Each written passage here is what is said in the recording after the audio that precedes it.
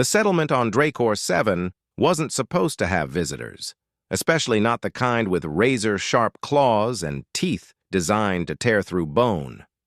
Carol wiped the sweat from her forehead as she stirred the pot over the portable heat source. The aroma of simmering vegetables and synthesized protein filled the air around the small cooking station she'd set up outside the research hab. Kenneth had warned her about cooking outdoors. The smells could attract the local wildlife, but after 6 months of eating in the sterile confines of their prefab shelter, she needed to feel the alien sun on her face.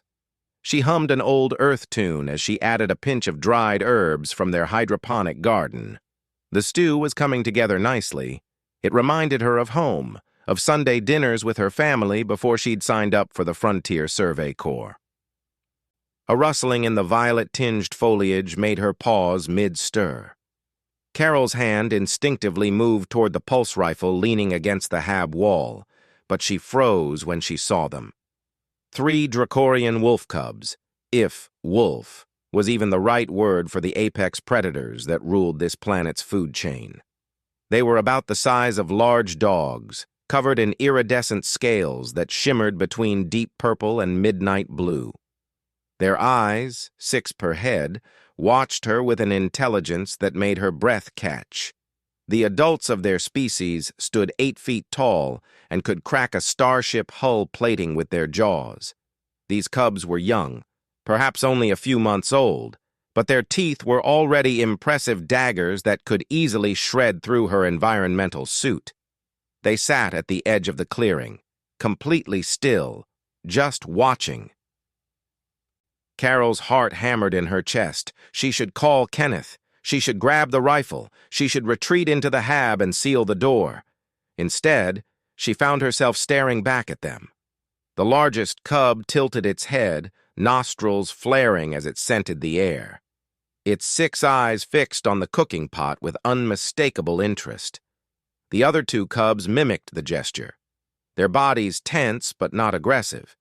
They reminded her of the neighborhood dogs back home, sitting patiently outside the kitchen window while her mother cooked, hoping for scraps.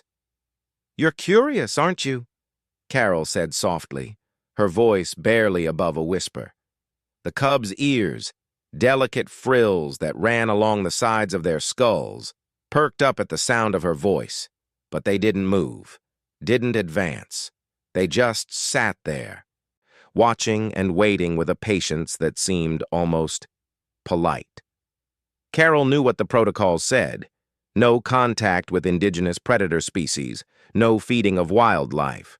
Maintain safe distance at all times. Kenneth would recite the entire manual if he saw this. But something in those multiple eyes spoke to her. It wasn't the mindless hunger of a simple beast.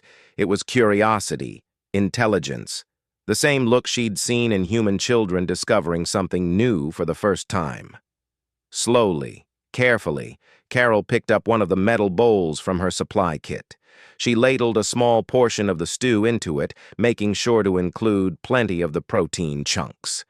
The cubs' eyes tracked every movement, but their bodies remained still, waiting. "Okay," she murmured, setting the bowl down and taking several steps back. "Let's see if you're really as smart as I think you are." The largest cub looked at her, then at the bowl, then back at her. It was clearly asking permission. Carol nodded and gestured toward the bowl. "Go ahead." The cub approached cautiously, its siblings hanging back. It sniffed the bowl carefully, that magnificent nose analyzing every component of the alien meal. Then, with surprising delicacy for a creature designed to rend flesh, it took a small taste. The cub's eyes widened, all 6 of them. It made a sound, somewhere between a chirp and a purr, and proceeded to eat with enthusiasm that made Carol smile despite her nervousness. The other 2 cubs looked at their sibling, then at Carol with such obvious hope that she couldn't help but laugh. All right, you 2 as well." She prepared 2 more bowls and set them down. Soon all 3 cubs were eating happily, their tails, powerful appendages tipped with bone spikes, wagging in contentment. "Carol!" What in the name of— Kenneth's voice cut through the moment like a plasma torch. Carol turned to see her research partner standing in the hab doorway, his face pale with shock. He held a scanner in one hand and his sidearm in the other. "Kenneth, it's okay," she said quickly, stepping between him and the cubs. "They're not aggressive. Look at them." Kenneth's eyes darted between Carol and the feeding cubs. "They're Dracorian apex predators. Juveniles, yes, but still. Carol, their mother could be nearby. If she thinks we're threatening her young, then she would have attacked already," Carol interrupted. "Kenneth, think about it. They came to investigate, yes, but they didn't attack. They sat down and waited. They asked permission before approaching the food. This isn't predator behavior. This is intelligent behavior." Kenneth lowered his weapon slightly, his scientific curiosity warring with his survival instincts. He'd been studying Dracorian fauna for 3 years, longer than anyone else in the Corps. Carol could see the gears turning in his mind. "The adult Dracorians we've observed show complex social structures," he said slowly, watching as the smallest cub licked its bowl clean and then sat back, looking at Carol with what could only be described as gratitude.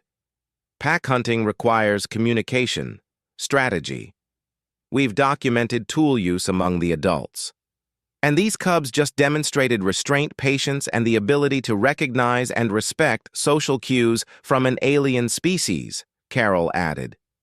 "Kenneth, we might be looking at first contact with a sentient species." The largest cub finished its meal and approached Carol slowly. She held her breath as it came within arm's reach. It sat down again, looking up at her with those 6 crystalline eyes, and made a soft, trilling sound. Carol slowly extended her hand.